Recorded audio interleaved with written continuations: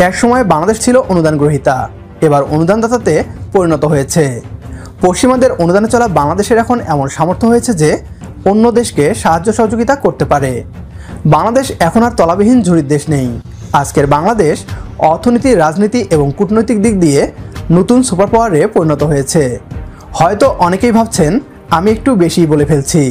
না, একটুও বাড়িয়ে বলছি না। বন্ধুরা, বাংলা একটি প্রবাদ বাক্য আছে যে ফাঁকা কলসি সব থেকে কিন্তু বেশি বাজে। আর এই প্রবাদ বাক্যটা একদম ফিট বসে বাংলাদেশের কিছু ইউটিউবারের পক্ষে। তারা এটা জানে না কোনটা চুক্তি আর কোনটা সাহায্য। হ্যাঁ বন্ধুরা, কেননা এই খবরটা এরকমটাই। আপনাদের মনে আছে আজ থেকে কয়েকদিন আগে ভারতের প্রধানমন্ত্রী নরেন্দ্র মোদী যখন ভুটান ভিজিটে গিয়েছিল, সেখানে ভারতের প্রধানমন্ত্রী নরেন্দ্র মোদীকে ভুটানের সর্বোচ্চ অ্যাওয়ার্ডে সম্মানিত করেছে। হ্যাঁ, শুধু এখানে শেষ নয়, ভারতবাসীর প্রতি ভালোবাসা, ভারতবাসীর প্রতি সম্মান, এমনকি ভুটানের প্রধানমন্ত্রীকে জড়িয়ে ধরে কাঁদতে পর্যন্ত লাগে। সেই দৃশ্যটি ছিল সত্যি দেখার মতো। এছাড়া ভারতের প্রধানমন্ত্রী নরেন্দ্র মোদী স্টেজে যখন তিনি তার বক্তৃতা দিচ্ছিল বা নিজের কথাগুলো বলছিল, সেই সময় তিনি ভুটানের জন্য 10 কোটি টাকার সাহায্যের ঘোষণা করে। সাহায্য, আবারও বলছি 10 কোটি টাকা, যার সামনে কিছু পড়শি ভিখারি দেশের ইউটিউবাররা জানে না যে সাহায্য কাকে বলে আর সেখানে চুক্তি কাকে বলে। যাই হোক, আসি মেন টপিকে। এক সময় বাংলাদেশ ছিল অনুদান গ্রহীতা, এবারও কিন্তু সেম পরিণতি হয়ে আছে। এখনো পশ্চিমাদের অনুদান আর ভারতের দানে চলা বাংলাদেশ এখনো সামর্থ্য হয়নি যে অন্যদের সাহায্য সহযোগিতা করতে পারে। বাংলাদেশ এখনো কিন্তু তলাবিহীন ঝুড়ির দেশ হয়ে আছে। আজকের বাংলাদেশের অর্থনৈতিক, রাজনৈতিক, এমনকি অর্থনৈতিক দিক দিয়ে নতুন শহরে পরিণত হয়েছে হয়তো একটু, কিন্তু এতটাও তারা এগোতে পারেনি। বেশি বলে ফেলছি না আপনাদের, একটু বাড়িয়ে বলছি না। আপনারা তার প্রমাণ এই ভিডিওটিকে শেষ পর্যন্ত দেখলেই পেয়ে যাবেন। আপনারা এতদিন শুধু শুনে এসেছেন বাংলাদেশকে ইউরোপ অনুদান দিয়েছে, আমেরিকা অনুদান দিয়েছে, কখনো চীন, কখনো ভারত বাংলাদেশকে আর্থিক সাহায্য দিয়ে এসেছে। এমনকি জাপান ও দক্ষিণ কোরিয়া বাংলাদেশকে অনুদান রূপে অনেক আর্থিক সাহায্য, এমনকি কল্যাণমূলক বিভিন্ন প্রকল্প রূপে সাহায্য দিয়েছে। এছাড়া রয়েছে মুসলিম বিশ্বের পাওয়ার হাউস সৌদি ইউএই, মসজিদ তৈরির জন্য, জঙ্গি তৈরির জন্য এদেরকে টাকা দিয়ে থাকে। এবার বাংলাদেশের সবচেয়ে কাছের বন্ধুদের ভুটানকে আর্থিক অনুদান দেওয়ার ঘোষণা করেছে নাকি বাংলাদেশ। শুনে অবাক হবেন না, বাংলাদেশের কিছু মিডিয়া চুক্তি স্বাক্ষর করে তারা সাহায্য বলে রটাচ্ছে এখন। হ্যাঁ বন্ধুরা, আমি এখন যে ব্যক্তিটির কথা বলছি ইনিও কিন্তু সেম টাইপেরই কথা বলেছে। একটা সময় ছিল পশ্চিমা দেশগুলো সহ অন্যান্য ধনী দেশগুলো বিনিয়োগের নোটবুকে বাংলাদেশের নাম না থাকলেও সাইক্লোন কিংবা বন্যার পর মানবিক বিপর্যয় বাংলাদেশের নাম সবার উপরে থাকতো। তাই তো আমেরিকার ইতিহাসে সবচেয়ে আলোচিত সমালোচিত মন্ত্রী হেনরি কিসিঞ্জার বাংলাদেশকে তলাবিহীন ঝুড়ির উপাধি দিয়েছিল। এসব অতীত, আর বর্তমানে সেটা চলমান।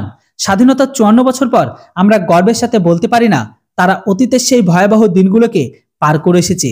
বাংলাদেশের অর্থনীতি আর বাংলাদেশের ঘরের ভেতরে তাদের অর্থনীতি এতটাও মজবুত নয় যে কোনো দেশের আর্থিক সহায়তা তাদের প্রয়োজন পড়ে না, এমনটা নয়।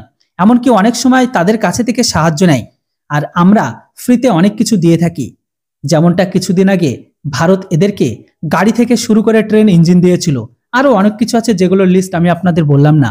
কিন্তু কিছু মাদ্রাসা ছাপ জানে না যে সাহায্য আলাদা জিনিস আর চুক্তি আলাদা জিনিস। মাননীয় প্রধানমন্ত্রী শেখ হাসিনা ভুটানকে আর্থিক প্রদানের মাধ্যমে ভোটাধিকারের নতুন প্রকল্প তৈরি করে দেওয়ার ঘোষণা দিয়েছে। আপনারা সবাই ইতিমধ্যে জানেন, না জানলে জেনে নিন। ভুটানের রাজা জিগমে খেসার নামগেল ওয়াংচুক বাংলাদেশের স্বাধীনতা দিবসকে সামনে রেখে বাংলাদেশে সফর করেছেন। তার সাথে সাথে বৈঠককালে মাননীয় প্রধানমন্ত্রী শেখ হাসিনা ভুটানকে সাহায্য করার ঘোষণা দেন। বাংলাদেশ ও ভুটানের মধ্যে 3টি নতুন সমঝোতা স্মারক সই হয়েছে। সেই সঙ্গে গত 22 মার্চ সোমবার প্রধানমন্ত্রী কার্যালয়ে প্রধানমন্ত্রী শেখ হাসিনার সঙ্গে ভুটানের রাজার বৈঠক শেষে সমঝোতা স্মারক সই, এমনকি চুক্তি নবায়নের আনুষ্ঠানিকতা সম্পূর্ণ হয়। সমঝোতাগুলো হচ্ছে থিম্পুতে একটি bran and plastic surgery unit প্রতিষ্ঠাতা করা, বাংলাদেশে কুড়িগ্রামে একটি বিশেষ অর্থনৈতিক অঞ্চল প্রতিষ্ঠাতা, এমনকি ভোক্তা সুরক্ষায় প্রযুক্তিগত সহযোগিতা চুক্তির সবচেয়ে হাইয়েস্ট পয়েন্ট হচ্ছে বাংলাদেশ ভুটানে একটি হাসপাতাল তৈরি করে দিবে। আর এই সমস্ত চুক্তিগুলোকে নিয়ে বাংলাদেশের কিছু মাদ্রাসা ছাপ তারা বলছে তারা বাংলাদেশ নাকি, বাংলাদেশের সরকার নাকি ভুটানকে সাহায্য করছে। বাকিটা এবার আপনারা কমেন্ট বক্সে লিখে জানান। এর উপর আপনাদের কি মতামত? তলাবিহীন ঝুড়ির দেশ হয়েছিল, আছে আর ভবিষ্যতেও থাকবে, এটা তারা আবারও যেন ভালোভাবে জেনে নেয়। বন্ধুরা, পুরো বিষয়টির উপর আপনাদের কি মতামত এবার আপনারা বলুন। বাংলাদেশের কি আজকের দিনে এতটা জিডিপি বেড়ে গেছে বা ইকোনমি এতটা স্ট্রং হয়েছে যে তারা অন্য দেশকে সাহায্য করে? অবশ্যই আপনাদের মতামত কমেন্ট বক্সে লিখে জানান। Thanks for watching. জয় হিন্দ, বন্দে মাতরম। চুক্তির সবচেয়ে হাইলাইট পয়েন্ট হচ্ছে বাংলাদেশ ভুটানে একটি হাসপাতাল তৈরি করে দিবে। আপনাদের জানিয়ে রাখি, হিমালয়ের মালভূমিতে অবস্থিত ছোট্ট দেশ ভুটানে কোনো বার্ন ইউনিট নেই, ফলে ভুটানিদের এই ধরনের চিকিৎসা করতে বাংলাদেশ কিংবা ভারতে যেতে হয়। ফলে ভুটানে একটি বার্ন ইউনিট থাকা অনেক বেশি জরুরি। ভুটানের এই স্বপ্ন পূরণ করার ঘোষণা দিয়েছেন মাননীয় প্রধানমন্ত্রী শেখ হাসিনা। ভুটানের রাজাও খুশি হয়ে বাংলাদেশের এই প্রস্তাবকে গ্রহণ করেছেন। ভুটান তাদের এই প্রয়োজনের কথা ভারতকে না বলে বাংলাদেশের কাছেই সাহায্য চেয়েছে।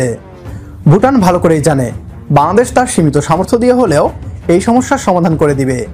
অন্যদিকে ভারত সহায়তার বিনিময়ে ভুটানে ভারতীয় সেনাবাহিনীর সামরিক ঘাঁটি কিংবা ভুটানের অভ্যন্তরীণ পরিবেশে নাক গলাতে শুরু করবে, যা ভুটান কোনোভাবেই চায় না।